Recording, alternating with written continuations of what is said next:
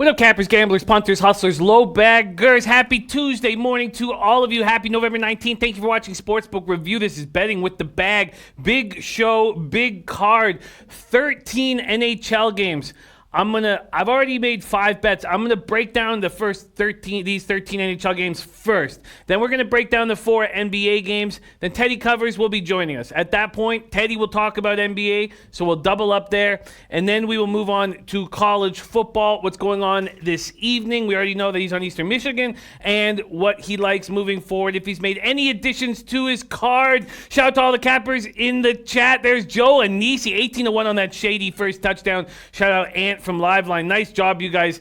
Jay hit that too, you guys. 18-1 on shady first touchdown. Great job. There's Matt Randall, team play today. La Tech, Mississippi Valley State over 154.5. Jump on it now. La Tech scores 84 points per game, 44th in D1. Mississippi Valley State allows 119 points per game, first in D1. I capped this game at 177. There's Matt Randall coming at you. Look at that, sharing all of his hard work and insights with us. What a guy, Matt Randall, star of the taint play of the day.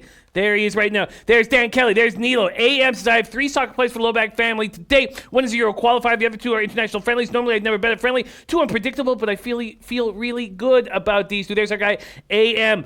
Jico in the house. We got the sweaty butcher, Carlos Peroz. Says, my Capitals looking good, even if they're old. They're looking really good. They're the best team in the league, I'd say, right now. You know, the Bruins are right there, and the Lightning are right there.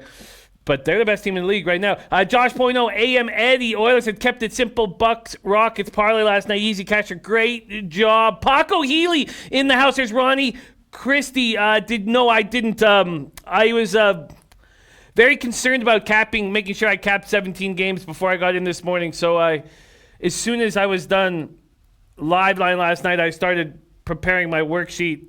So that I'd have everything capped. So I've been kind of off of social media, and I apologize. I will check it out, Ronnie, my guy Ronnie. There's Seth, Alex, Bennett, Deerslayer, Ski, Jimmy Gomez, Astute Chaos, Anna Merrick, Richie, Rich, Miami Boy, Brian Watson, JF Geghard, A, Ty Clinton, Jim Rome, Zadouche, Nick Allegretti, Viper NB, Sergio Rodriguez, Jamal Stone, Canas Cat in the house, Alex Bennett, you, Chang, you, Eddie Euler, Cobra Sports, Bama Nation. What a great group. Let's get right after it. Avatar says, nice call in the first quarter. Celtics, Jimmy, thanks. You know, I went 1-2 last night in NBA, so I can't sit back. You guys were great on NBA, though. The Rockets were an easy call. You guys all over the Knicks first half. The chat was very strong yesterday. I was not quite as strong. But we're going to talk NBA. We're going to hammer all of these things. Rich Lee says, damn, Caps under look good until the last 6 minutes. 3 late goals. Disappointing. But, I mean, I didn't bet it. I wasn't an official play, but I did say that I was leaning toward. There's Tata Booker in the house. Great to see you, Tata Booker. Naeem in the house. Richard Lee Shadow ready to go. Lenny, Jean-Louis, Mr. Gokester, Scott, Caden Russell. Watching from Australia at 2 a.m. Jimmy, loving the show. Caden Russell. Man, that's, putting in effort. Caden, thank you so much. Big shout out to Caden Russell. Everybody over in Oz, thank you guys for watching and supporting the show. Huge card. Let's get after it right now.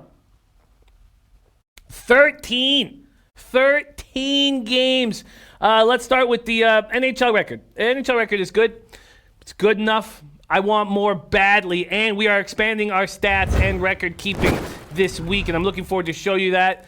But let's get after it right now. Von Polo, it was stupid. You can't have Rubio not in the lineup. They don't have a proper backup point guard. So that was and then on Liveline, I was like, watch the Suns come back, but we weren't watching that game. You know, I didn't realize how bad they looked without Rubio on point, playing the point. There's Bama Nation, big play lock, Gonzaga minus 22.5, shooting 58% inside the arc, 47% beyond.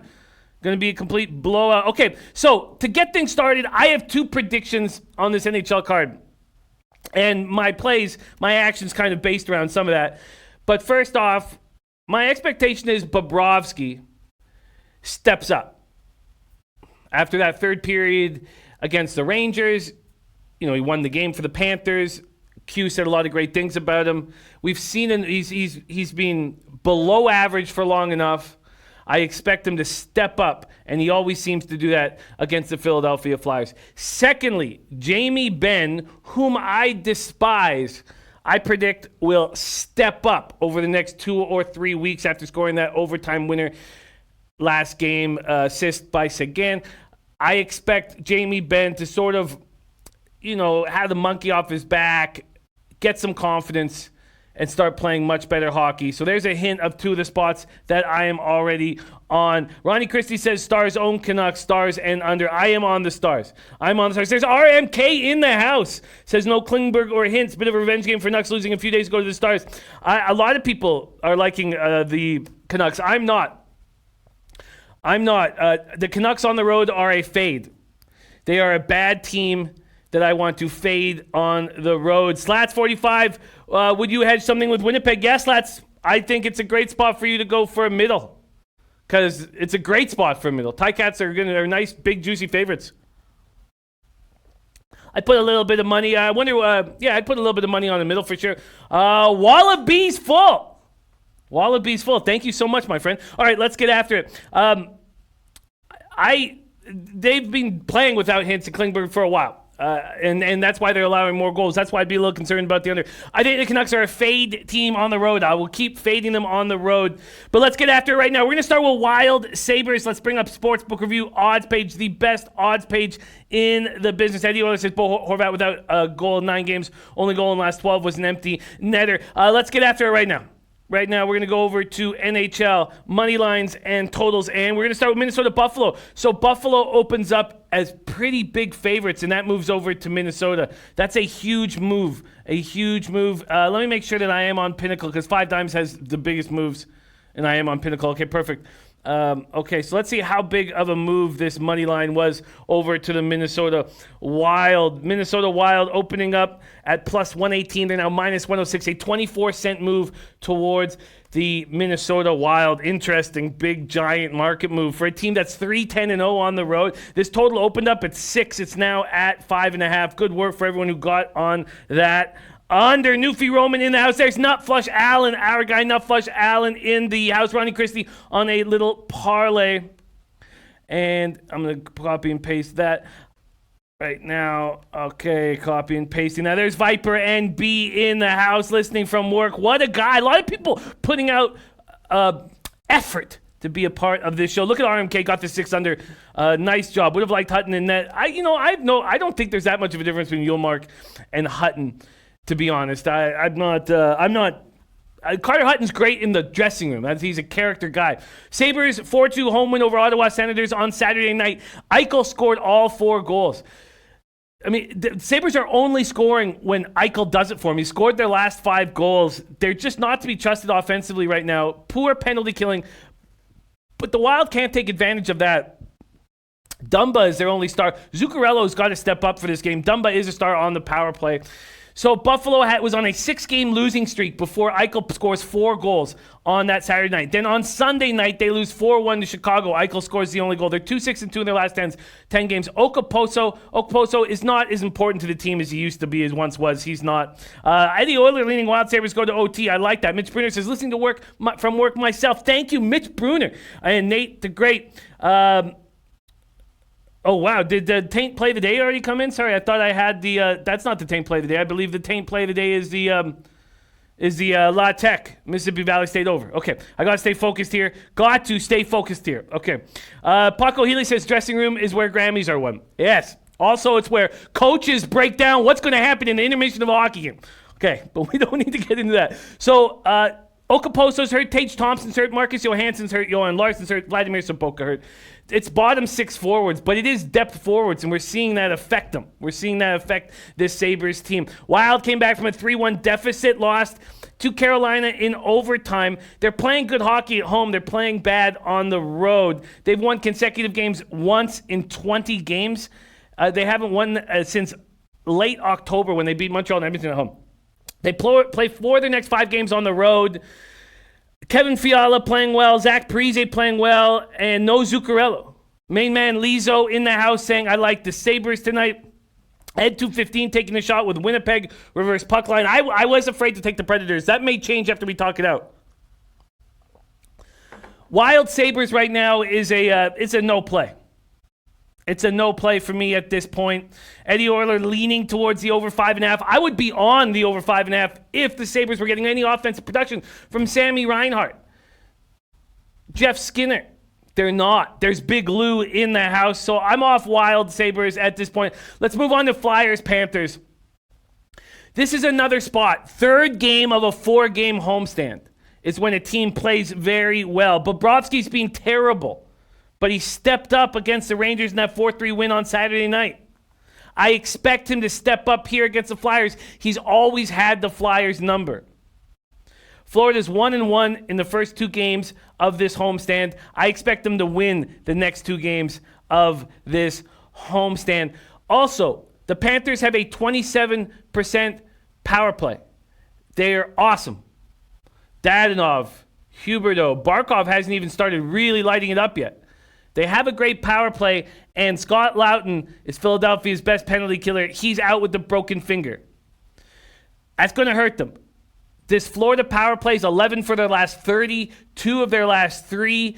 Dadonov, Hoffman have 5 power play goals. Barkov has 4. Huberdeau has 11 assists. And we know what Yandel does as a quarterback power play. It's the only reason why he's still in the league.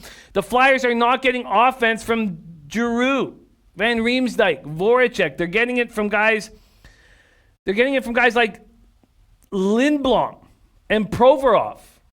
They're getting it from Konechny. Obviously, he's playing very well, but they're just not getting enough offense down the line. Vigneault's demanding defensive accountability, and he's getting it. Jeff Joseph now says, taking Isles Pens under, I believe, a best bet tonight. Thank you, Jeff. Very interesting.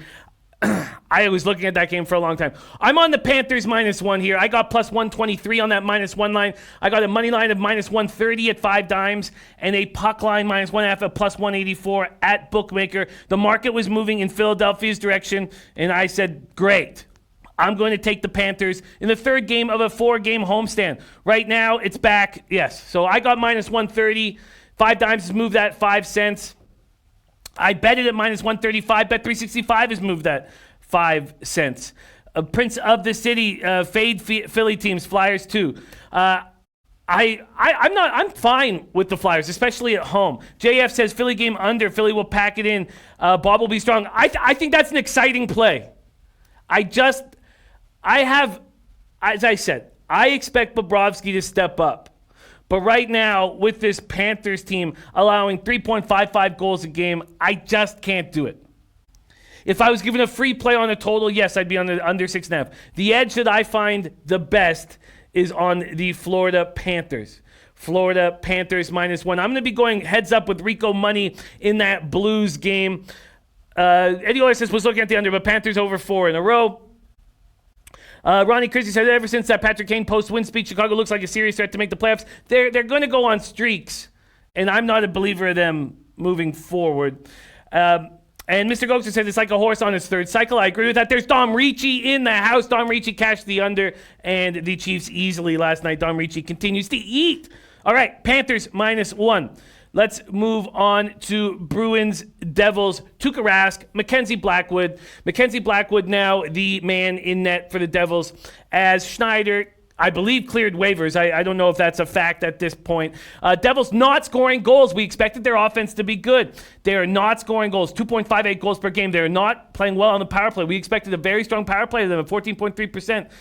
This is not the team that we expected. The Bruins are in a slump, but still 3.5 goals a game. Rod Zawacki says Florida -1. I see a 4-2 final game. Eddie Oil says Panthers won last 3 meetings by 1 goal. Mr. Gokster says in November Hearts found something much better numbers. No doubt. No doubt. He's playing well, but the Panthers are a very strong team.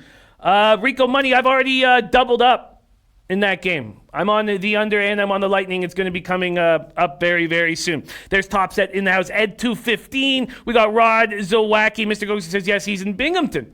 Jimmy, he's in Binghamton. Shocking. Okay, so Blackwood, 3-1-0 in his last 4 starts. He knows he's the man now. Very curious to see if he steps up. I'll be going up against Dom Ricci and Rico. RMK says can only look over in the Blues-Tampa game. I don't know how you can look over in any Blues games. Any Blues games. The 6.5 is a gift. But we'll get to that soon. So, Bruins not playing good hockey. They've lost 5 of 6. 3 of them have been in post-regulation. They had a 4-0 lead third period against the Panthers November 12th. They let them come back. They lose in a shootout to the Capitals, but they played pretty well in that game. Pasternak continues to play well.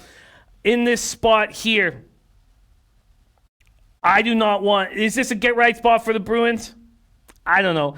New Jersey at plus 127. I'm going to need more than that to fade the Boston Bruins. I am off this game. Bruins Devils. It's a fishy line. The Bruins aren't playing well, and I'm moving forward. Anna Merrick says, Jimmy, what do you think about the Panthers team total over? Well, my lean would be towards the under. Who do I think is... I think the Panthers are going to score more goals than the Flyers. So, Carter Hart's playing well right now. I'm not... Connor Dent says Tampa has no defense. St. Louis has no offense. And we're going to get to that game very soon. Let's move up to Islanders Penguins. They are getting healthy. Move on to Islanders Penguins. I was on the Islanders in the last spot this last time they played the Penguins. The market move was heavy towards the Penguins. I was on the Islanders. It was 3-0 going in the third period, and it bit me in the face. Pittsburgh opening up at minus 127. They're now minus 126. I don't know how you could back the Penguins here, regardless of how well they're doing on the penalty killing, because they haven't allowed a goal, in 20 opponent power plays? 5-2-2 over their past 9. They beat Toronto 6-1. They're feeling good about themselves. Their power play's not very good. Although it's 2 for 7 over the last 3 games, they need Crosby out there. They need Letang out there. They're without Crosby. They're without Letang. They're without Hornqvist. Now they're without Bukestad. I don't know how anybody would take the Penguins here. I really don't. Don Breaches says Isles tonight. That's Ian's best bet. I completely understand why he is on the Islanders. But again, when I take a road team, I want to be rewarded. And at this point, I don't know if I'm being rewarded here. I really don't know if I'm being rewarded. Let's see what we get if we took the Islanders on the road. Plus 114, plus 110. Matt Murray stepping up. The Penguins believing in each other. Gio Mercedes in the house. I will. Let's go over this full NHL card, and then we'll give a play that I think I like the best. I'm just going to leave that as a lean right now, and look a little Babano on it. I just want to be rewarded a little more than that. Okay, let's keep rolling. Next up, Canadiens Blue Jackets. This was a play that I absolutely loved. I'm on the under 6 in this game. The Blue Jackets aren't scoring, and I think the Canadiens are going to have a tougher time scoring without Drouin. I was shocked at getting the 6. Shocked. Literally shocked. Carey Price is good against these Blue Jackets. The Canadiens, so against the Blue Jackets, and in his last few games, Price 3-0-1 with a .935 save percentage in his last few games. He had Saturday off. The Saturday night off, so he hasn't played. He's not exhausted, which is something that happens with Carey Price, and he's getting older. The Canadiens looking to defeat the Jackets twice in the span of a week. The Jackets played well in that game against the Blues. They played well in the third period. They squeaked it out. But the Blues are playing ugly hockey. The Jackets are playing ugly hockey. Jackets are last in the league with 45 goals. They're getting offense from rookies like Emil Bemstrom. This is not a good hockey team that has to grind out each and every win. I was surprised to get a 6. Von Polo says, the best place to bet on horses in Vegas? A lot of the sports books are good. I'm always at Caesars. That's my spot, Von Polo. There's Res Mob in the house. Res Mob in the house. Look, this is one of my favorite spots on the card. Under 6. I'm shocked that I could get under 6. It was even juiced to the over. I got minus 104 when I jumped on this. Korpisalo, he has to step up. Carey Price is playing very well. This is shocking to me. Slats45 says, I live in Montreal and I love the under as long as Price is confirmed. Ulysses Hayes fading the Jackets tonight. I could not believe that this was a 6. The totals are just higher than I expect them to. Even in that Blues Lightning, I could not believe that the over was getting hammered at 6 and I was given a 6.5. I was just Shocked. There's Atlas Party. Great to see Atlas Party joining us. Mally Mal in the house. Okay, so let's just keep moving along right now. Senators, Red Wings. I've got Anders Nilsson, and I'm expecting Bernier, but it could be Howard. They got to get Howard right now. Let's see what we're talking about market moves here. This opened at a 6.5. Pinnacles moved it down to 6. I was surprised it was at a 6.5. And if I had a free play, I would be on the under. What up, one for the money? Welcome. I was surprised, but still, I can't take unders with these terrible hockey teams. I just can't do it, and I'm not going to do it here. Although if I had a free play, I'd be on it. Detroit opening up at minus 126, a very confounding 10-cent move over to the Senators, who are 2-7-1 on the road. Just shocking. So the Wings are coming back from a road trip. They collected at least 1 point in the 5 games. It was an impressive West Coast swing. They've gotten a boost from Robbie Fabry. They're playing good hockey. You know, they lose 5-2 at Ottawa on October 23rd. It's a bit of a revenge spot. I'm shocked to see this 10-cent line move. Shocked. Shocked. Reputable Gaming says, I think it's hanging at 6 because the Habs are 7-3 to the over on the road. No doubt. No doubt. I still... especially now they don't have Druin either. I mean, I just don't see. Rod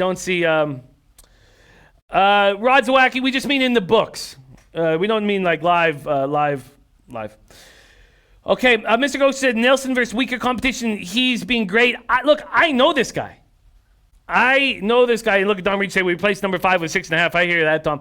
I know Nilsson inside now. He's not a goalie. He's going to have a .925 save percentage. I'm shocked at this market move. I do not understand how this could be moving towards Ottawa at all. I think we've got to make a move here on the Red Wings, even though it's their first game back. It's just shocking. Mr. Ghost says Sens might be live here first period. RMK says Bernier confirmed. How could the Red Wings not be favored here? Let's just take a quick look at their last... I know that we have a lot of games to cap, but I need to take a closer look at this spot. I'm very close to pulling the trigger on the Red Wings. How could they not be a minus 130? It just makes absolutely no sense to me. Let's go to NHL very quickly. And let's just take a look at this trip that they were just on. Going to go to Gamecast here. Come on, hurry up. Here we go, Detroit Red Wings. Find it shocking. They go out west.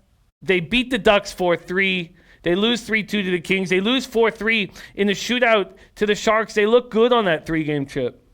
Good enough. Before that, they'd won their last 2 home games over the Bruins and the Golden Knights. That's tough competition. This is shocking to me. Even if it's Howard, I don't care. Mr. Gokser says, don't do it. I don't care that the market's moving towards Ottawa. Detroit's a better hockey team than them. All right, I'm just going to leave that as a lean right now. What's Richie Rich saying? Off-road trip for Detroit? Yeah, I know. But it was a 3-game road trip. All right, okay. I'm just going to leave that as a lean right now. Let's talk about this Lightning Blues game. I look very much forward to talking about it. I think this is a great spot for the Lightning. And the Blues are going to keep losing. Yeah, they just lost 4-1 to a bad Ducks team, and maybe they'll be angry. I don't care. They're not that good, and right now they're not getting offense from without Tarasenko. Shen has 1 goal in 7 games. Prawn has 1 goal in 7 games. Ryan O'Reilly 1 goal in 6 games. They've now Brube's panicking. He's shuffled all the lines. He's moved Bozak up from the third line to the top line with Shen and Schwartz. Those of you who watch Bozak as a first liner with Kessel, no, he's not good enough to be a first line centerman. They moved Sunkist up, so he's on the new third line with Robert Thomas playing center for the first time this year. They're 0-10 on the power play in their last 3 games. Not only are the Lightning going to win at -1, but this game is going to go under 6.5. But Richie Rich said, I said I'd like to try it. I'm going to make a move on them. Ronnie Christie says Blues going to play 500 hockey for the rest of the year if they're lucky. And Rod Zawacki also thinking Detroit. Richie Rich, they're just a better hockey team than Ottawa. And they won their... I want to take them. I want to take them. But let's not hum and haw. We don't have time to do that. Lightning -1, backing Vasilevsky, who's not been very good this year. The Lightning have not been good this year. They win 3 consecutive games, then they lose to the Jets 4-3 on Saturday. Little wake-up call. Stamkos playing well. Kucherov was non-existent. I mean, he was held pointless in 7 of his first 13 games. He's starting to roll right now. This is the easiest bet on the card. And, we could show up here tomorrow and the Blues can win. But to me, if we're talking about what's the best spot, to me, it's the Lightning. They're a better hockey team than the St. Louis Blues the way they stand right now. RMK says Tampa Bay defense god awful. Well, I don't know why they picked up Shattenkirk. I don't know why they made some of the moves that they've made.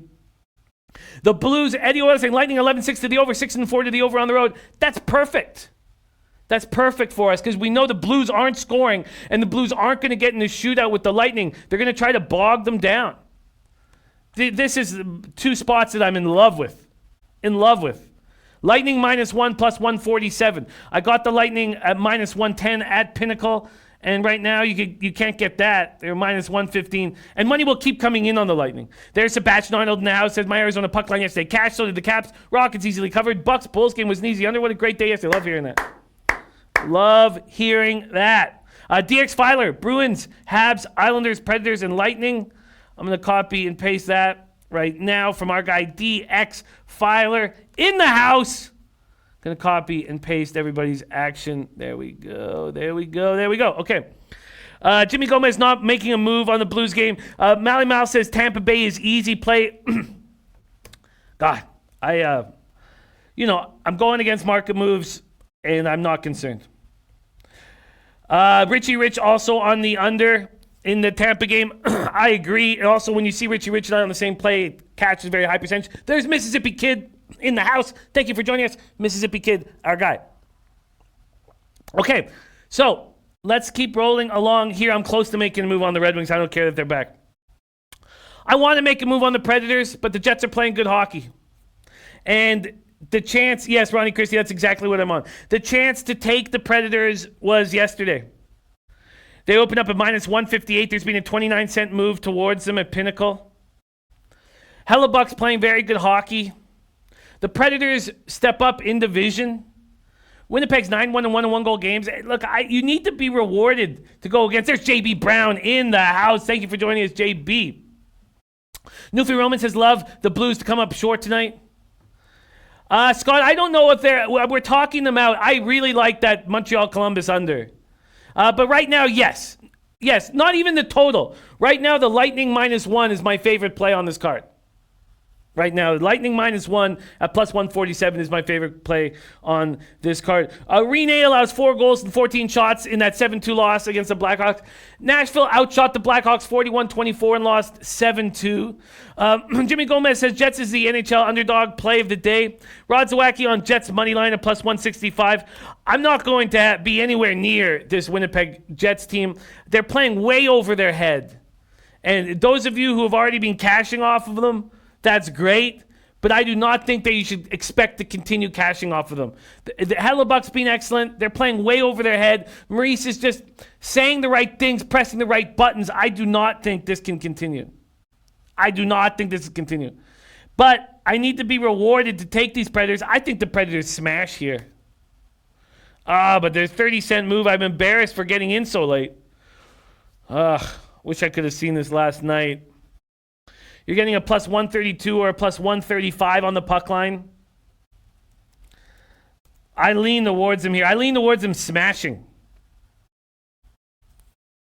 I like it, Mitch. I like it, my man.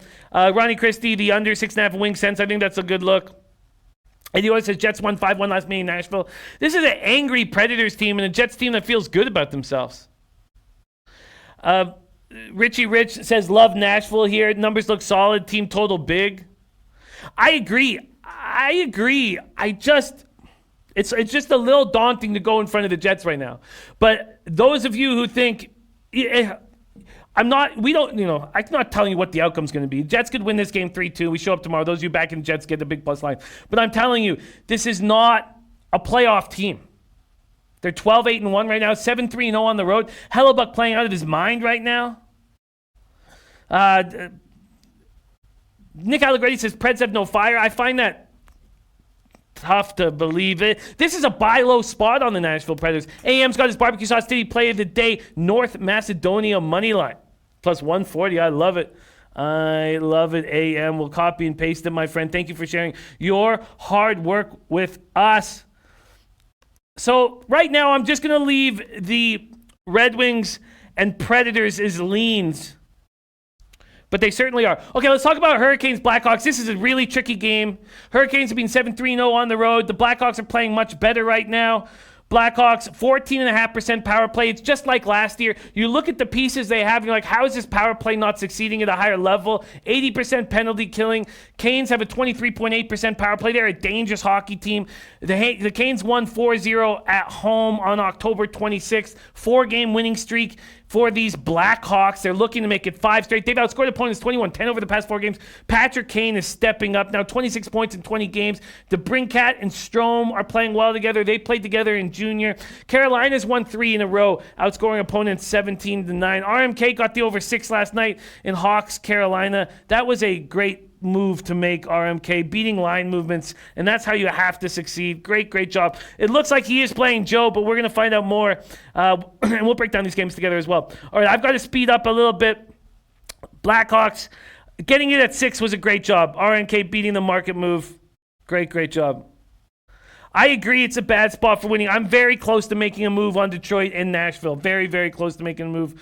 I'm staying off the Hurricanes, Blackhawks. If the 6 was available, I think RMK made a very good move there, taking the over. Mrazek and Crawford. Mrazek being very good at home, and even overall, he still just got a .904 save percentage. There's Mr. Goger saying Mrazek not a good goalie. Richie Rich says fade Chicago, Carolina 4-1 last 5 head-to-head. I want to see Chicago do that again. I want to see. I agree, but you have to be rewarded for making these kind of moves. And again, I try to keep as many road favorites off of my card. And if I had a free play, sure, I'd be on Carolina, but I'm not going to take a road favorite here. I also expect Robin Lehner to be in goal for the Blackhawks. It's got Corey Crawford right now. And Reimer could get a start. Who knows? All right, let's move on to Canucks Stars. I can understand all the talk about how could you back this Stars team. Let's go to their depth chart and take a look at why I still feel like I can back the Stars team. First, I think the Canucks aren't going to make the playoffs. If they do, they're going to be on that last seed. I do not see the Canucks as a good hockey team, and I certainly don't see them as a good hockey team on the road. I think Dallas is going to heat up. We were waiting for signs of life from Jamie Benn, and we finally got it. So they've been out without Klingberg for how long now? They lose him. They lose him when he's placed on the IR. November. When is his first injury? He's been out for a while. All right. They're expecting him back soon, but it's not like he's out all of a sudden. So yeah, where's that going to hurt the Dallas Stars with Klingberg out? It's going to hurt their power play, and we see that it's just a 13.1%. Can you hit me with that again, Lamont? Can you hit me with that again? Newfie Roman says Stars, puck line. Look, Leg and Larry, 6-0 last night. Love seeing that.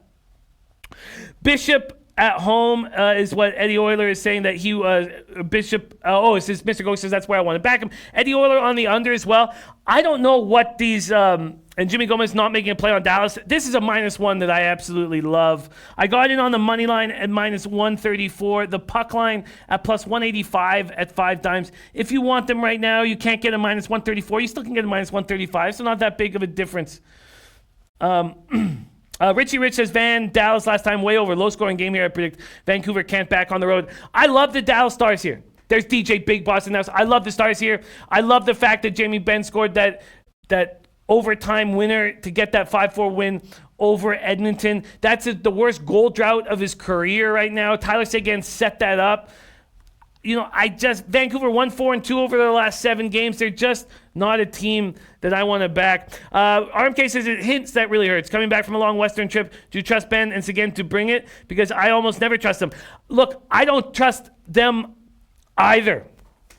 But this is a spot where Seguin gets out of the longest goal drought of his career. I just feel like this is a bit of a different spot, and I do not trust the Canucks on the road at all.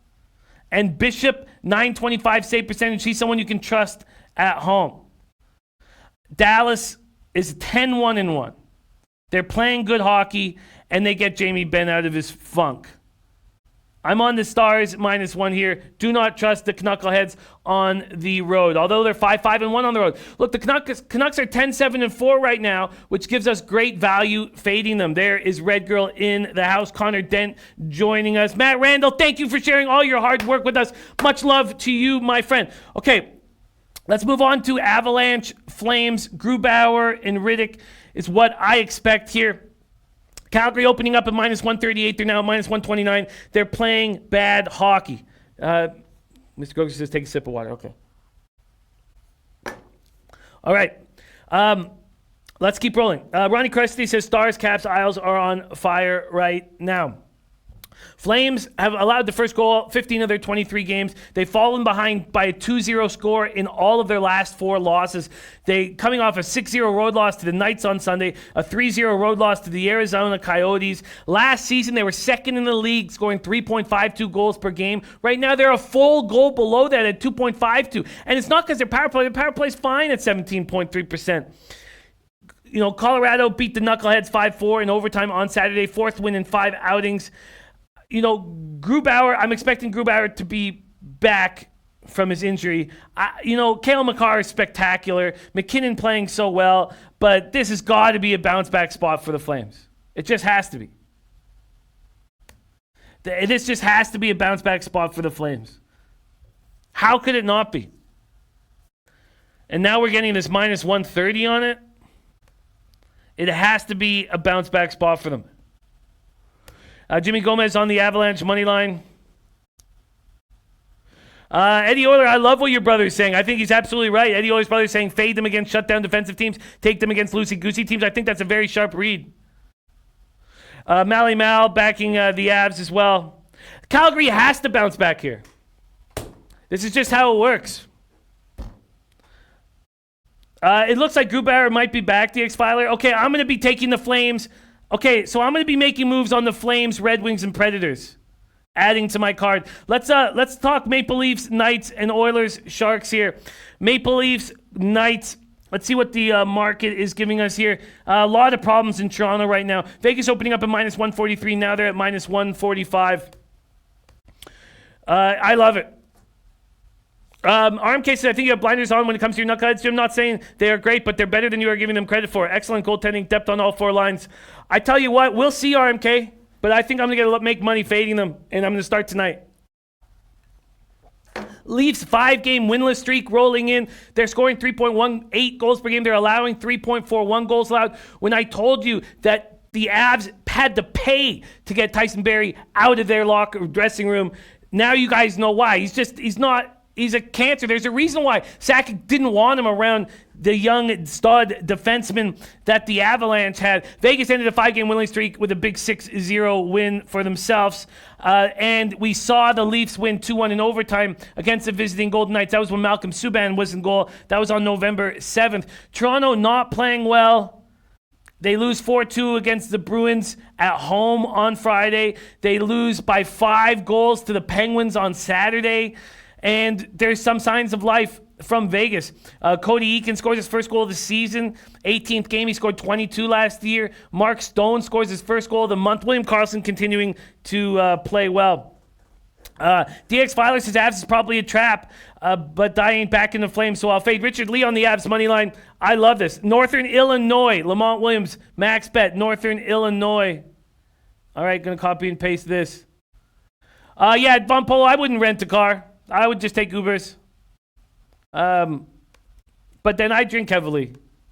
So, Mally Mouse says Calgary and Leafs on the fade list. Look, everybody liking the Avalanche is the reason why I'm going to get such a nice number on the Flames. So, the Flames, this is a must bounce back spot. This is a have to bounce back spot. I have to. Mr. Gokster seeing a high-scoring game. That's probably a good look for this Toronto spot. I haven't taken an over 6.5 all year, I don't think. But there's R2D2 Finland in the house. Love seeing that. Wow, you're probably right. This is probably a very high-scoring game, isn't it? You're probably right. Even without Marner, these Leafs are going to be scoring. Look at that penalty killing for the Leafs. They're going to have to score to stay in the game. Wow. Is this my first over 6.5 of the season? It was juiced to the under before, and the over just getting hammered. Bet 365 hanging the over at minus 130. I can't take it. Okay, Oilers, Sharks. The Sharks beat up the Oilers. We had them on the -1 line. I wish we had them on the puck line. We had them, and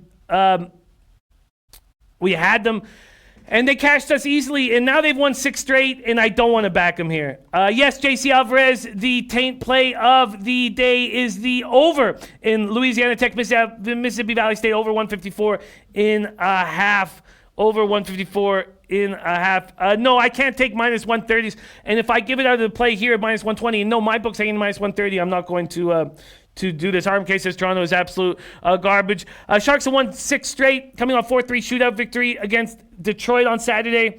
And I don't want to back them in this spot. Rod's wacky on the Oilers money line. I'm going to cheer for the Sharks, but I'm not going to back them. All right, let's add the plays that we have just spoken about. Let's add the plays right now. First off, I am going to be adding the Detroit Red Wings on the -1 line. So I am getting a money line of, here we go, a money line of -115. -115. That's available at 5 dimes. Money line of -115. And then a puck line. You know what? Let's just move to NHL only. Then I don't need to keep. Okay, here we go. And a puck line of plus 203. That's available at Bookmaker. Plus 203 available at Bookmaker. Okay, I'm taking the Red Wings. Then I'm taking the Nashville Predators. I will be taking the Nashville Predators on the -1.5 line. On the puck line, Nashville Predators, I'm getting plus 135. That's available at Heritage and 5 dimes. -1.5 at plus 135. Then I will be adding the Calgary Flames on the -1 line here. -1. That's going to give me a money line of -129 from Pinnacle. Oh, it's going to be a fun night of hockey tonight. And then a puck line here of plus 195. And that's also available at Bookmaker. So -1.5 is at plus 195. There we go. That's my NHL card. And Richie Rich saying Detroit, Calgary, Nashville, very nice place. I agree with your breakdown there. I really do. Bookie Bandit in the house joining us. Varsha Asami liking the under 6.5. You know, I would take, if I had a free play, I would take that. But I'm going with what I think is the biggest edge that I have here. So this is my action. I'm on the Panthers -1. I got that at plus 123. That's money line -130. And a puck line of plus 184. Then I'm off Bruins Devils. I can understand the look of the Islanders on the road here, and I'm not going to tail it at this point. Canadians, Blue Jackets under 6 at -104. I love it. There's Nut Flush Allen been catching this Marcus Smart over 2 or 3 3-pointers. Great job, Nut Flush Allen, finding those angles. Man. Shout out to Nut Flush Allen. I'm on the Red Wings -1. That's a -115 money line and a plus 203 puck line. So, look, you guys hear me. I don't want to take teams at home after a road trip, and I try not to. And I try to fade them. But I'm taking 2 of them here. So, we'll see how that pans out. But I'm taking 2 of them here. I'm taking the Red Wings and I'm taking the Stars. Lightning -1 and the under 6.5. And I'd say Lightning -1 is my favorite play on the card. RMK says Isles the play.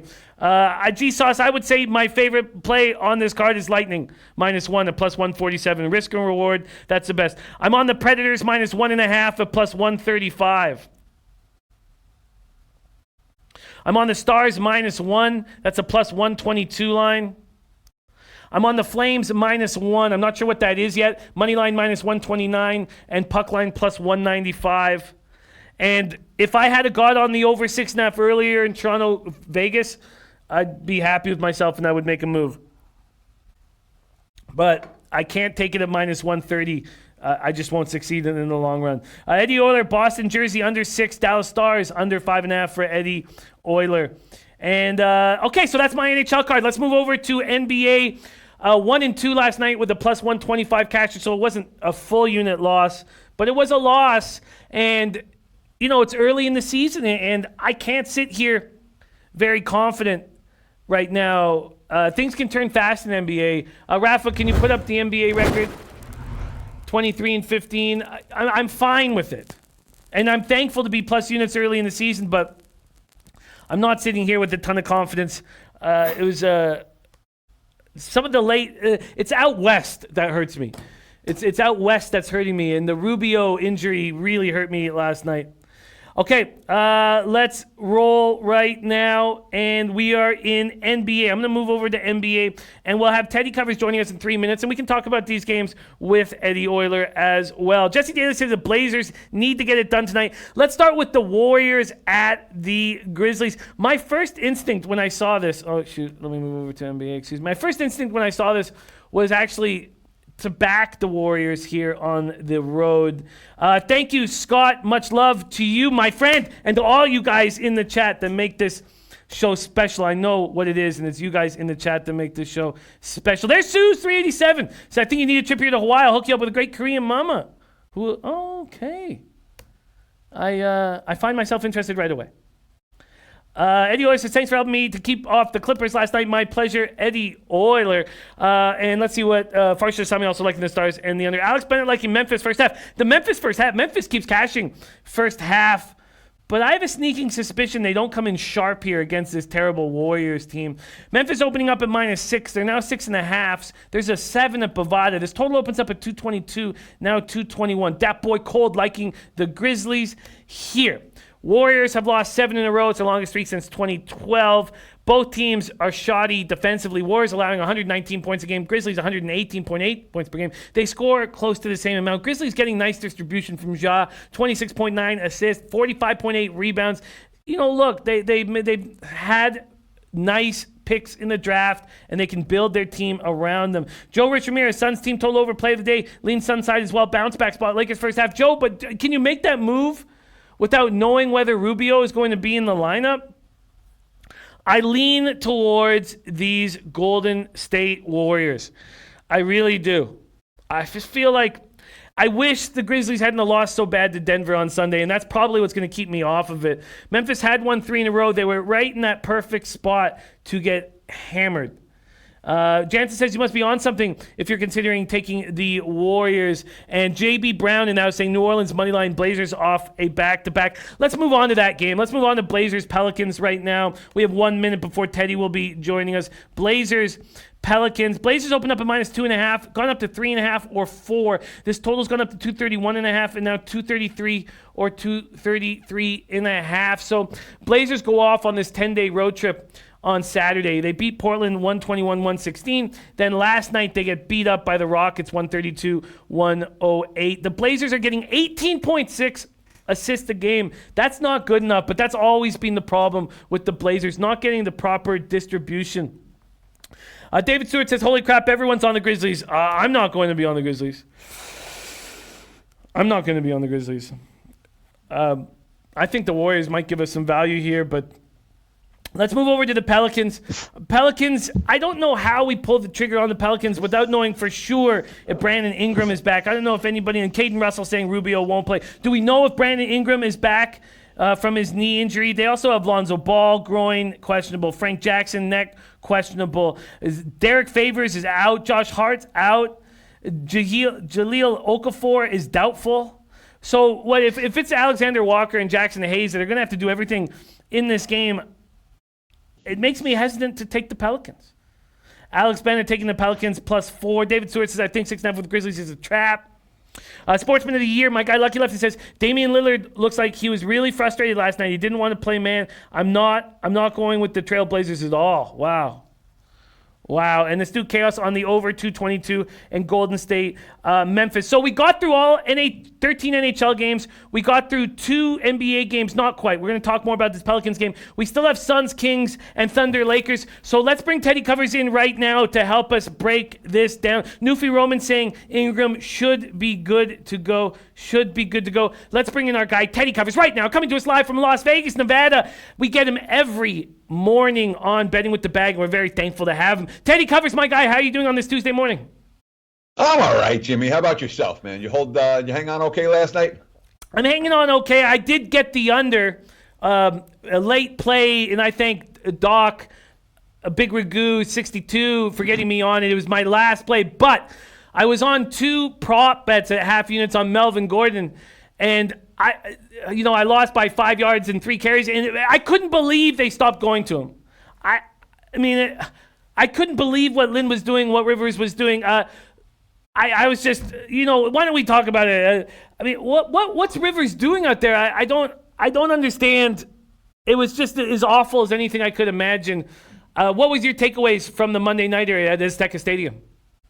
Phillip Rivers is old. That's what my takeaway is. It doesn't. The Chargers have not been a team that I've been high on at any point this season. I didn't bet against them last night, and I don't regret that. I regretted that I didn't win a bet, but it wasn't like the Chiefs were an easy right side cash last night. It was Phillip Rivers making mistakes at bad times. But when we talk about that group of quarterbacks, the Manning, Brady, Roethlisberger, Rodgers, Breeze, and Rivers, I rank Rivers number 6. I think of that group, he is clearly the weakest. And the reason that the Chargers have never been to the Super Bowl, everyone blames this and that and the other. Phillip Rivers isn't good enough. He certainly wasn't last night. And we're talking about an aging QB who's declining right now. And I don't know how else to phrase it. Don't be surprised if we see stuff like this from Drew Brees down the stretch. Don't be surprised if we see stuff like this from Tom Brady down the stretch. The older quarterbacks have a hard time making it through an NFL season, and we certainly saw that last night with Rodgers. With Rivers, I should say.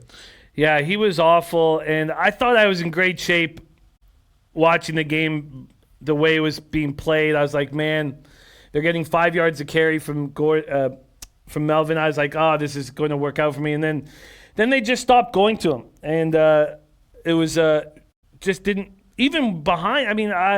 They were playing pass defense against Rivers. You run and you set up in a passing formation, and then you run the ball. It's a Madden 101. We'll be breaking down NFL as we move forward. We have an interesting Thursday nighter. But I need some help with this NBA card before we get into college football. And we have a couple games tonight. One you're already on in college football. I have broken down just these first 2 games: Warriors, Grizzlies, and Blazers, Pelicans. Do you have any looks on either of these 2 spots? So I have not made a move in the NBA tonight. I heard you talking about the Pelicans and saying I don't want to make a move on New Orleans till I know Brandon Ingram is playing. And that's my exact thought.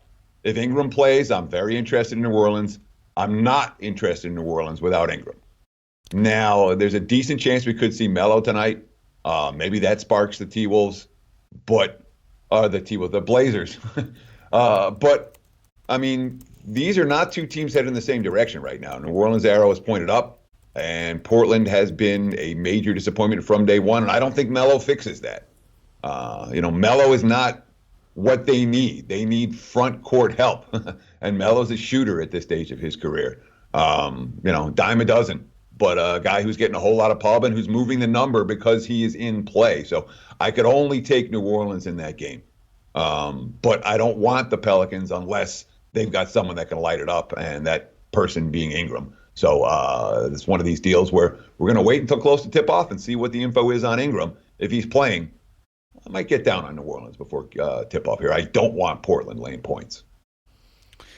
Yeah, and Ingram coming off a knee injury. You're not going to want to play him 35 minutes here. Joe Anisi, though, the work play of the day is New Orleans +4, -110. Prince of the City says if Melo plays, auto fade. If Melo plays, auto fade. David Stewart says Pelicans are not bad. He's saying that to my guy Jin there. Okay, so if the Grizzlies were coming off of that 1-point win over Utah and playing the Warriors, and the Warriors were 6.5-point dogs, I would take the Warriors. But they're not. They're coming off getting beaten badly by Denver, 131-114 on Sunday. So it's not like they're going to come in fat and happy. But is this a possible letdown spot for the Grizzlies against a G League Warriors team? No. I mean, look, the Warriors are the Warriors. Grizzlies aren't in a position for letdown spots. Maybe off a win.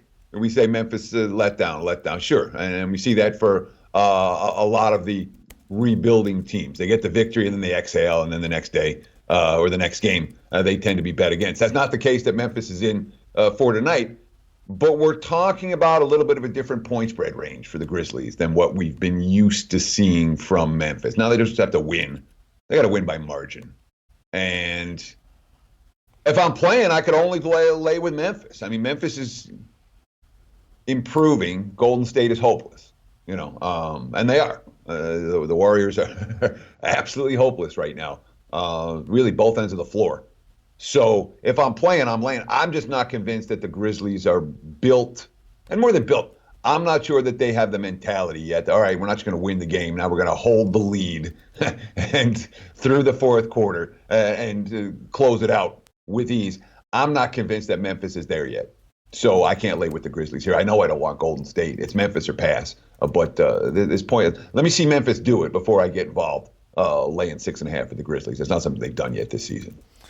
Yeah, I agree with that. I guess I'll just stay off at this point. Mally Mal saying Portland. And Junior Brown was not going to touch the Blazers until he saw CJ McCollum look right, and he's starting to look right. I'll have to watch.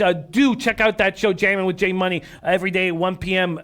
Eastern, Monday through Saturday. Okay, Teddy, I'd like your help breaking down these last two games. We're going to move over to Suns-Kings, and just a mistake that I somewhat saved by having the Celtics money line first quarter at plus 125. But Rubio not being out, this Suns offense was trash. Sacramento opening up at minus 1.5. Now 2s across the board. This total opened up at 220.5. Now 216.5. That's telling me that Rubio's not going to be in the lineup at this point because that total is dropping the way it is. If you see Javon Carter, I mean, what did he do last night? 3 points and 2 assists in 24 minutes? I mean, if Devin Booker has to be the distributor and not the scorer, this team will lose, and we've seen it time and time again. Kings have won 5 of 7. They stopped the Celtics' 10-game winning streak, 199. Buddy Hield, 35 points, 14 and 24, 7 threes. Bogdanovich off the bench, 12 and 10, getting increased time at point without De'Aaron Fox there. This Kings team, without 2 studs in Fox and Bagley, stepping up, but after their big win over Boston and with the Suns team in the second half of a back-to-back, how are you going to attack the Suns-Kings game, or are you going to? So, I mean, I watched the Kings beat the Celtics the other day. And, boy, I mean, that was a big win for them. They were, like they won a championship. They were dancing around the court. And they got Buddy Hield got hot in the fourth, real hot in the fourth, and was draining threes. And that'll happen once in a while with Sacramento. And they certainly have played better of late. I also remember opening night when these two teams played, and Phoenix ran them out of the gym, flat out. I think the Suns are the better of these two teams. Off a no-show. And again, what happened last night with Carter at the point was against Boston, who plays defense. Sacramento, not so much. And the Suns, to a man, not pleased. You read some of the quotes after the game last night. They were not amused by that performance. So I'm only looking at the Suns side here. That being said, with Rubio out, I'm not going to get to the window with it. While I know that it was Boston's defense last night and Sacramento's defense tonight, I also know that Ricky Rubio is the straw that has stirred this drink all season long. And without him, you find the underrated play. You know who I missed for the Cavs yesterday? I missed Nance. Without Nance, and he doesn't affect the point spread, that whole bench unit is different. That whole team is different. And I missed that. I'm looking for guys like that, the under-the-radar guys, the guys that don't move a point spread but absolutely affect the team when they're missing. Rubio's going to affect the point spread, but without him in the lineup, I'm not convinced that I want the Suns here. Lean Phoenix, absolutely. There's no way I lay with the Kings tonight. Lean Phoenix, but I'm not getting the window there. Not a 2 or 2.5 without Rubio. If I get a 4 with no Rubio, maybe I'll think about it. lean Phoenix, and that's the way it's probably likely to stay. Tyler Johnson has got to step up. Man, he's got to step up, and this is his opportunity. We knew that Rubio breaks down, and then you look, and Okobo is not the guy that we thought he would be. Maybe he will end up being, but Tyler Johnson has looked good at times, and I'm just shocked that he would not step up. I'm just shocked that he would not step up. All right, let's move over to Thunder Lakers here. And then the fact that Javon was even on the court to get it rolling is a sign that they have no trust, that Monty has no trust in Tyler Johnson, who's a heart and soul guy that I kind of like. Junior Brown says Suns bench is weak and Rubio being out makes it worse. Okay, let's move on to Thunder Lakers. Lakers opening up at 11. That's where they stand right now. This total is at 210.5. Teddy, Lakers getting a ton of distribution, and it's helps that LeBron is leading the league in assists. They're getting 26.5 assists per game compared to the 21.2 that Thunder get with Chris Paul. Chris Paul, look, I didn't pull the trigger on Oklahoma City. Part of the cap was that I wanted Kawhi in the lineup, and I would have gone first quarter, first half anyways. I wasn't going to go first half full game, so I would have just gone 1-1 anyways. But Paul George hit the winning three. Chris Paul, 22 points. He's playing good. Gallinari, Gilgeous-Alexander playing well. But even without Davis or a hurt Davis, who I think should be out, I think they should give Davis a month to get right from that shoulder injury. Lakers have won 4 in a row. This is a home and a home. They're going to meet again in Oklahoma City on Friday. Are you making a move on Thunder Lakers, Teddy? No, I'm not really even close on this one. I think there's a reasonable case we can make for both sides. And when I see a reasonable case we made for both sides, I don't tend to get involved. Slightest of leans to the under, maybe in this one. I mean, the Lakers are playing defense, and OKC's not pushing pace, and especially on the second of back-to-backs, they're not pushing pace. So you have a team that's likely to play D and an opponent who's not likely to push, and that has me leaning under in this one. And I mean, the markets tend to knee-jerk on the second of back-to-backs when a team fought down to the wire the previous night. And then they're like, well, you gave it all you had. And they don't expect that effort the next night. But with no travel here for OKC and with the Thunder catching doubles, that's a different scenario than we're talking about a Thunder team that has to win tonight. Catching doubles, the OKC side makes sense to me. All that said is that Lakers aren't a team I have any interest in stepping in front of right now. They're good. And you talk about LeBron leading the league in assists, and but it's the defense for the Lakers that has really stood out to me. For as much as they execute offensively, the defensive effort and mentality has been there from day one this year. That's why the Lakers are covering point spread. So it's really not a game that I'm going to get involved with.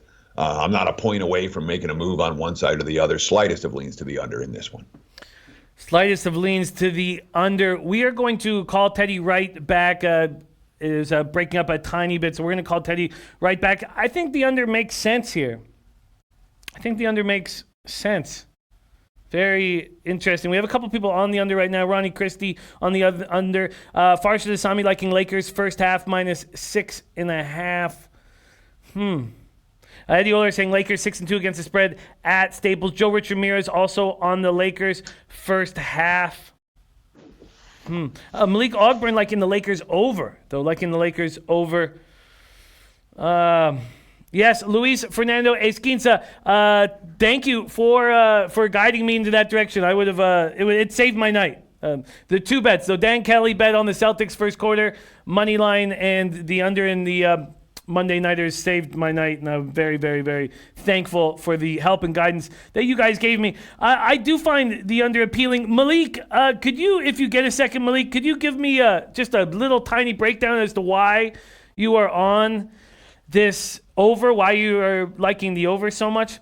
I would love to hear that right now. Okay, let's move on to, and that boy cold liking the under. Wish it was about 217 though. I hear that. Let's move on to college football, and let's talk about the two games on the card first, and then we're going to go over all of Teddy's action.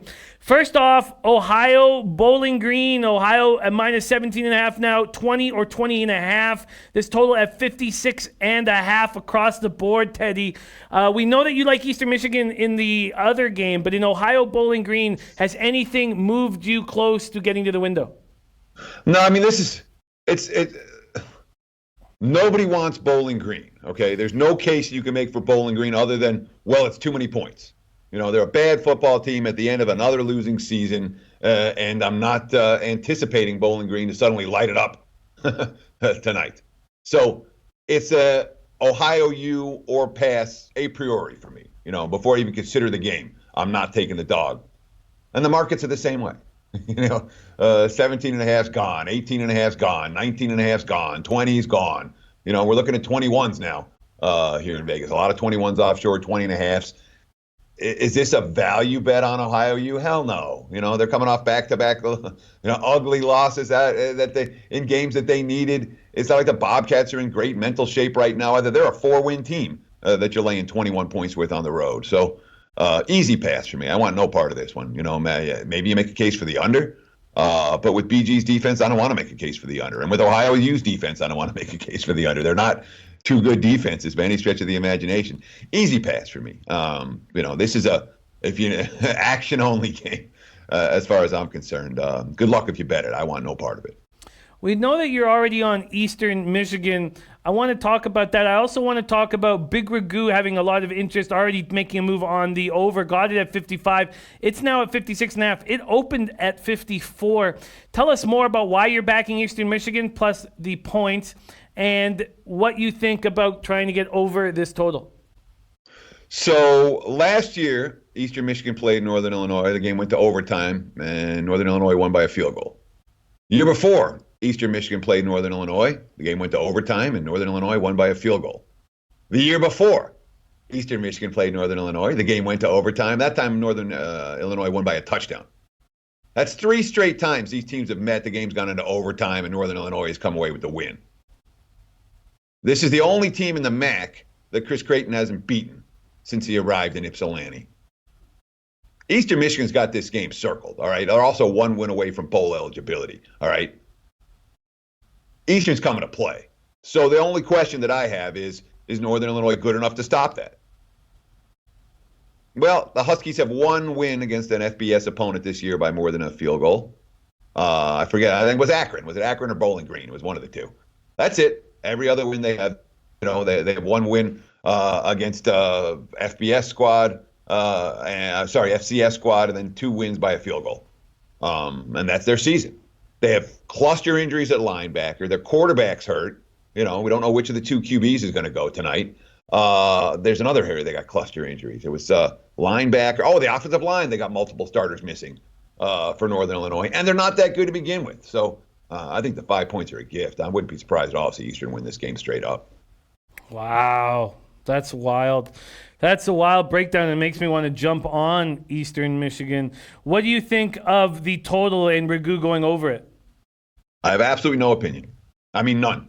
I can see a scenario in which these two offenses, both teams are moving the football, and I can see a scenario in which it's a defensive scrum. I think East, I wouldn't be surprised if it's 20-17, and I wouldn't be surprised if it's 35-31.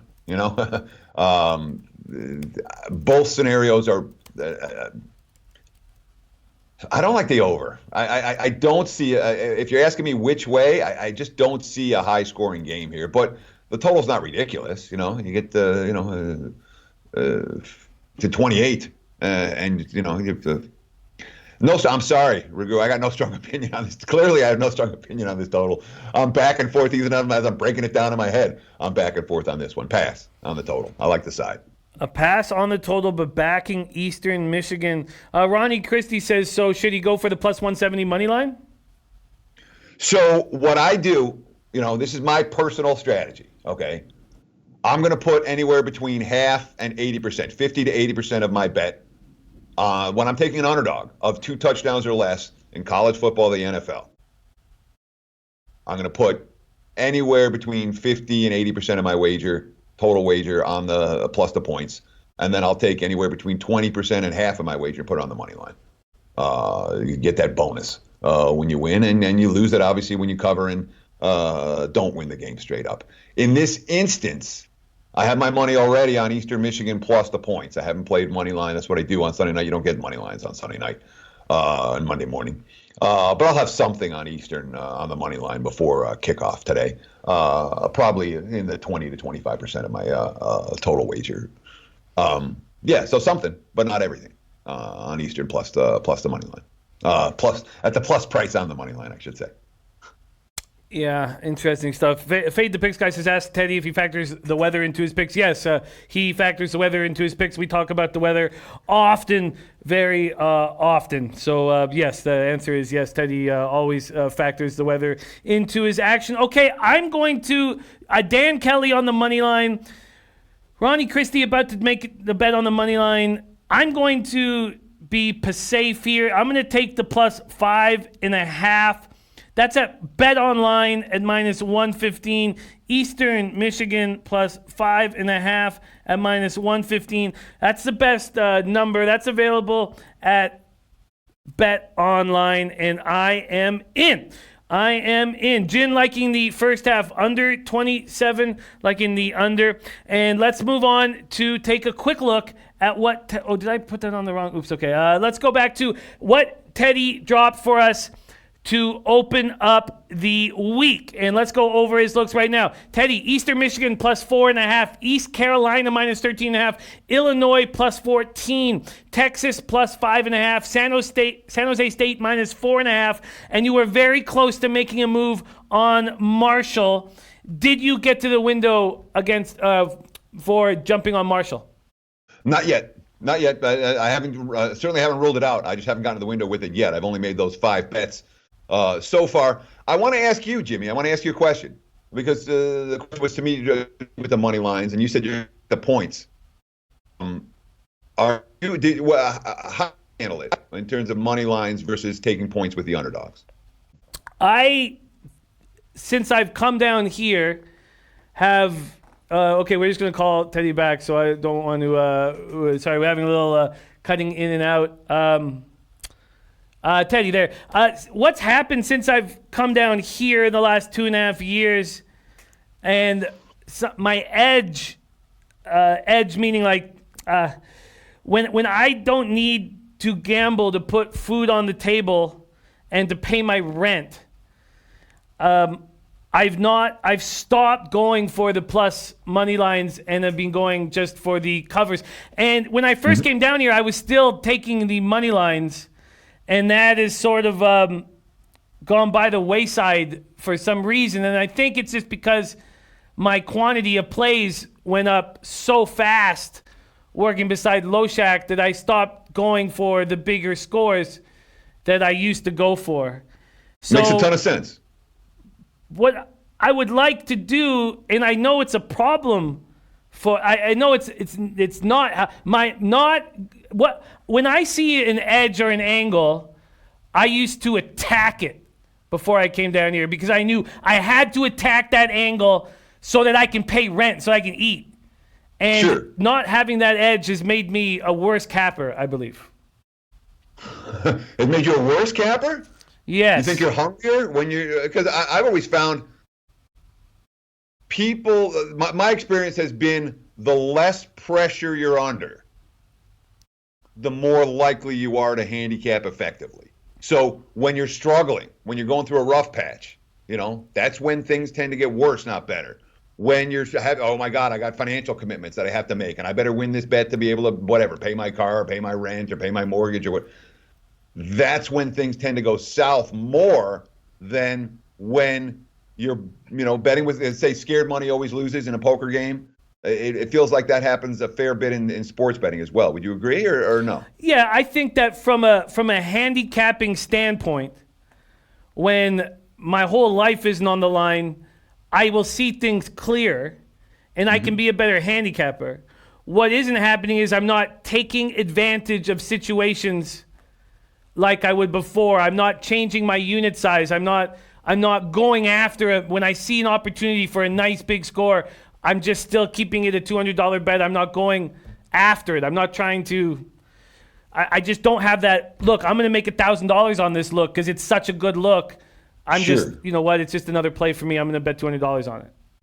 So let's talk about that for a minute. I know, look, we spent a lot of time breaking down games. I have no hesitation taking some time talking about handicapping strategies and philosophies and life,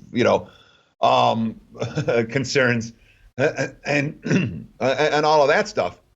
And now I lost my train of thought completely, Jimmy. What was the last thing that you said? Sorry, early in the morning. I'm not putting when I know this play is the best on my card, I'm not expanding my amount. Sure. One of the first lessons I learned when I moved out to Vegas, and I apologize, I know that my feed is crappy today. I don't know what the deal is with my internet. Vegas. But I can still remember the game. It was when Spurrier was the coach of the Redskins. And it was his first game as the Washington Redskins head coach in the preseason. And they were playing Mariucci and the 49ers. And I was reading all of these quotes where Spurrier was saying, preseason, I don't care. I want to win every game I play. And the game was in Japan, by the way. And Mooch, for the 49ers, like, yeah, well, we're going to it's like we're going to go visit this temple, and then we're going to visit this garden, and, oh, yeah, there's a football game. And it was so clear that the Redskins were the right side in that game. And I was like, well, what do I bet? And I'm like, well, I'm going to 1 unit, 2 unit, maybe I step up 2 units. I'm going to step up because I'm flat betting. I'm straight betting. And I got 2 units down on the Redskins +3. They closed -3, and they won the game 38-7. And that was the day that I said, when you have that good info, when you see it before the markets see it, it's okay to fire. It's okay to, on occasion, it's okay to fire. You can't be firing every day and every week, but when you see those spots and those big spots and the market's just flat out not there, it's okay to step it up a little bit. And that's a lesson I've learned and I've lived with, for the better part of the last 20 years. So when you see those step-up spots, it's okay to step up. I agree. And I need to get that back in, to how I cap it. The last 3 years have been the best 3 years of my life. Like or 2.5 years or whatever it is that I've been down here for. So I'm very, very thankful. That's cool. Yeah. That's awesome. Yeah, I'm very, very thankful for this opportunity. But that edge, I don't know. There's something there's times capping is so exciting that there's no need for drugs or sex or anything like that because your heart's pounding through your chest with capping. And that's sort of gone away from me a little bit. When Chris Kunitz scored the overtime winner in Game 7 of the Eastern Conference Finals, it was a $10,000 score for me. And that feeling, that feeling I've not felt in a long time because I'm not putting myself in at-risk situations like that. And that's probably for the best. But I do sort of miss that wild edge and that excitement that used to be a part of it all. We could hum and haw over it. And I do on Liveline a lot with the guys because I do miss that edge. I do miss that my whole life is on the line. I don't know why. See, I never missed that, man. I don't miss that. Because, again, it's not like I started in a different place from you or from most of our audience. I started as betting $20 and betting $50 and trying to grind out some cash, and that was 25 years ago, a little even more than that. So I've been there. I understand. But having that rush, that ultimate rush where and you catch that big score, it's worth something psychologically, but it's not something that you have to catch on a day in, day out. But you say, I missed that. Do you really? Or is it just, when you're making cash, I don't miss anything about what I used to do back in the day. As long as I'm coming up with winning wagers, I don't get frustrated with that. No, I feel you. And I enjoy my life better now than I did back then. And that's what it all comes down to. And it's all these guys that like the meetups that these guys have in Vegas. Like I have so many friends for life in this chat. And it's a very, very, very, I'm very thankful. Let's get after this college football card. Let's start hammering this college football card. We have questions coming in as well, and I'm going to start popping up. Feel free to start hammering questions at me, and I will ask them. The very first question. Oh, we have D. Summers did ask a couple questions. One, he was wondering, and it's I'll break down the rotation number in the game, but he was also wondering if you ever play parlays, Teddy. Yes, I do play parlays. One quick note. Someone was asking about the weather in northern Illinois for tonight in DeKalb. It's supposed to be no wind conditions. It's supposed to be chilly, in the 20s at kickoff. In the upper 20s. It's not going to be freezing, but it's going to be cold. But that's the only weather for tonight. Parlays, I play one kind of parlay on I shouldn't say that. I play two kinds of parlays on a regular basis. I play games where side and total are related. I absolutely put side and total parlays together when the favorite's not going to win if the game goes over or whatever it is, a favorite and over, dog and under, dog and over. I'll play two-teamers a fair bit. And throughout the course of the college football season, the college basketball season, the NBA season, the NFL season, but mostly college football, I put in a handful of underdog moneyline parlays. My goal is to cash one big one before the season's done. And usually I'll round robin them. I'll find, 5, 6, 7 teams that I think have a chance to win the game, dogs that have a chance to win the game straight up. And I'll small wagers, but I'll round robin those teams together in various parlay forms. And that's where I'm looking for my big score. So yes, I do play parlays, but not, this is what I don't do. I don't play parlay cards. Okay, I don't work in the sportsbook and play their crappy parlay cards. I'm playing my parlays off the board. And I'm not parlaying everything. I'm not parlaying off that. There are two specific reasons why I parlay. One, side and total related. Two, I'm looking for those weekends where the dogs cash in college football or college hoops or the NFL, and those are the weekends where you make a big score. And when you hit one of those over the course of the season, you're going to pay for your season. You had two of them, you had a real nice season. You had three of them. You had a great season betting the underdog moneyline parlays. That's what I play parlay-wise. That's it. I love it. I love it. That's I mean, for me, because I've never lived in Vegas. I thought of another one. Oh, sure, hit us. I do play NFL Week 17 parlays. If Team A doesn't show up, and then in the NFL Week 17, and you sometimes find this in the NBA, but mostly it's NFL Week 17. You find scenarios where in the early game, if this team loses, then the late game, this team's going to sit their starters. I found a handful of parlays like that you make Week 17. But that's one exception. Sorry, I'm just trying to think of other exceptions, other times where I bet in parlays. But really, Week 17 NFL's is just another one that sometimes I get involved with. Yes. Sorry, Jimmy, I cut you off. Oh, no, it's all good. No, we want to hear how you do it. I mean, so when I would go to Vegas, I would, try to get the $5,000 day at the sports book, and that would, it's a pretty simple thing. Especially, I'd go in the summer. The problem with me in Vegas was because I was a comic, so I had to go on my days off, which was like Sunday to Wednesday. But I would, make 4. It's a simple thing. You take 4 baseball games.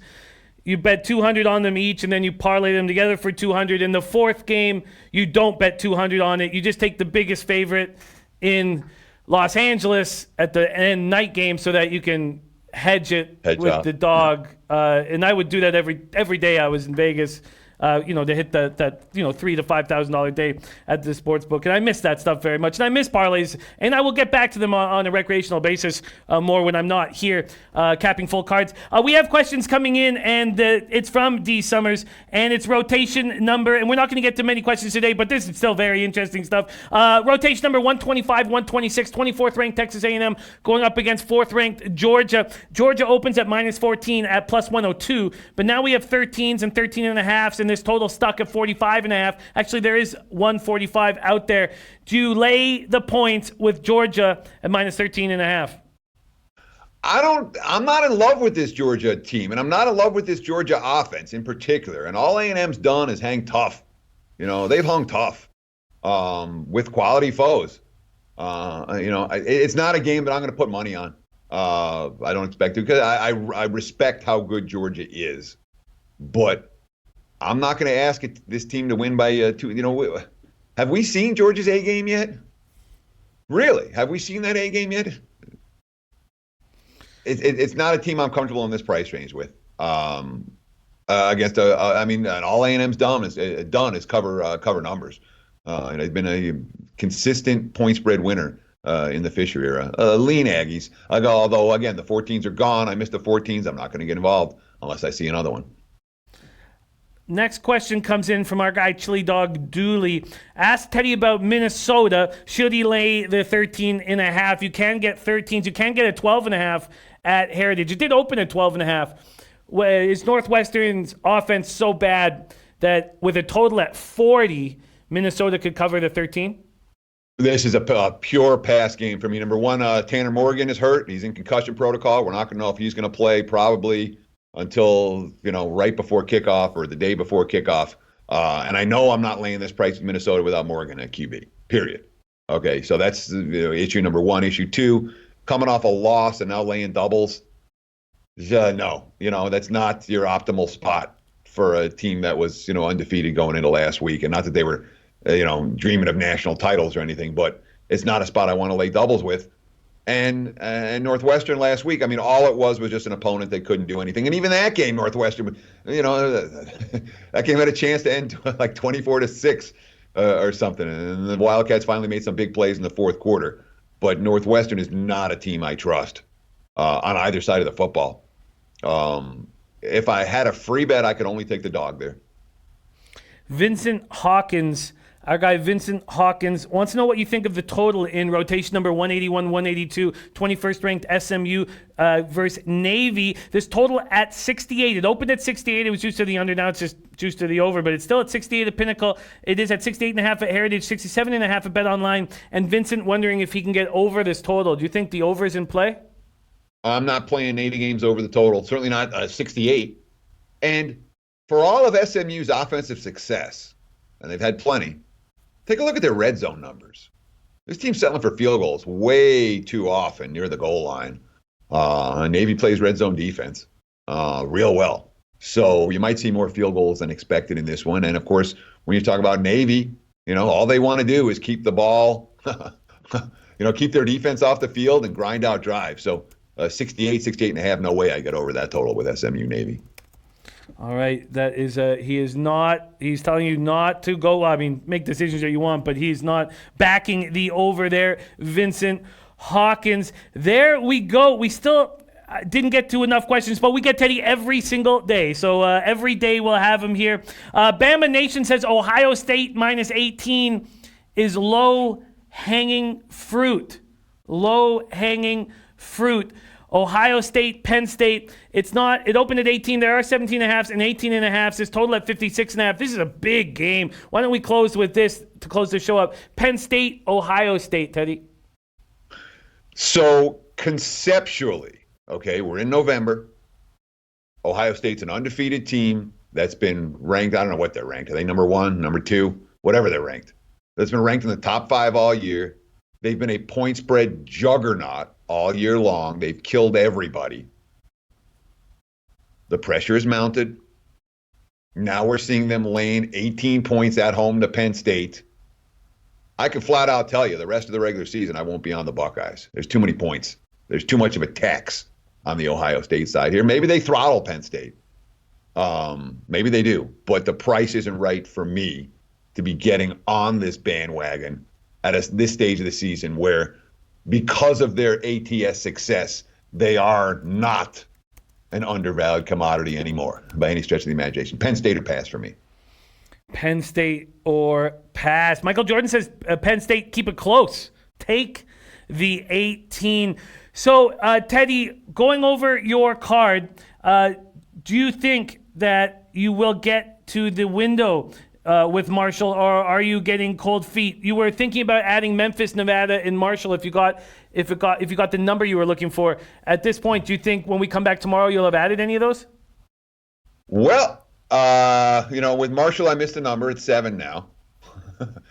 Which is why didn't I get there? I didn't bet it right after I got off the air yesterday. And we'll see if it comes back. The other 2 I may well get involved with. But again, I'm not. When you're talking about the process for the week, it's Tuesday morning. All right. And this is where I'm supposed to be Tuesday morning. I'm not going to have every decision made. I'm not going to have all my research done. We'll get there.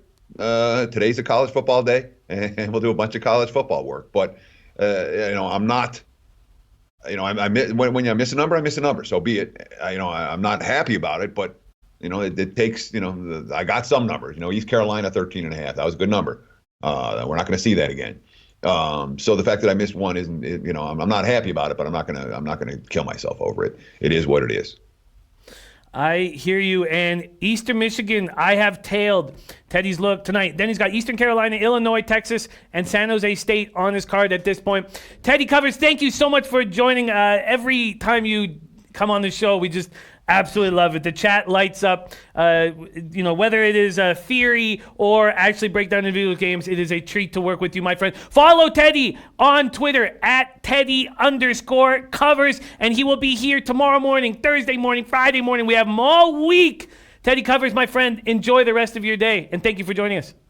Hey, thank you so much. And tomorrow, or whenever we have time next time, I'm going to do a diatribe on why when you put those minus 250 and minus $3 favorites in your parlays, it's a terrible idea. I'll explain that next time. Don't want the big chalk in the parlays. It's a killer, not a helper. Thanks, love it. Guys. We'll talk tomorrow. I love it. There he is, Teddy Covers. All right, we got to bounce. I got the Audible today, 4 p.m. Eastern with Donnie Rightside. I hope you guys join us. Also, tomorrow night, at 7 p.m. Eastern, going live for the NFL Playoff Drive live show with my guys, Big Ragu and DJ Big Boss. So hope the low baggers can join us. Let's go over my NHL. I've not made a move in NBA at this point, but I need more information on injuries, and I'm going to have that. There's our guy, Vegas Gun, in the house. Vegas Gun, much love to you. That's yesterday's card, sorry. So in NHL, this is my action. I have a ton. I had a ton of action. I'm very, very, very excited about tonight. Panthers -1. I got that at plus 123. Put that out this morning. Then Islanders, I'm not sure if I'm going to get to the window with. Canadians, Blue Jackets under 6. I love it. Absolutely love that spot. Princess City saying take the Seahawks. I've got more work on that card. Red Wings -1. This was an addition on the on the early show. I didn't bet this in the morning. I love it. I love that the market's going towards the Senators. Love it. Lightning -1. I think for risk reward, that's the best bet on this card. I got plus 147 on the -1 line. I'm also on the under 6.5 in the Lightning Blues game. And then Predators -1 at plus 135. I wish I got in earlier. If I had gotten earlier, that's would have been a very good move to make. But I love this spot against a Jets team that's winning and winning and winning. An angry Predators team that lost 7-2 while out shooting their competition 41-24.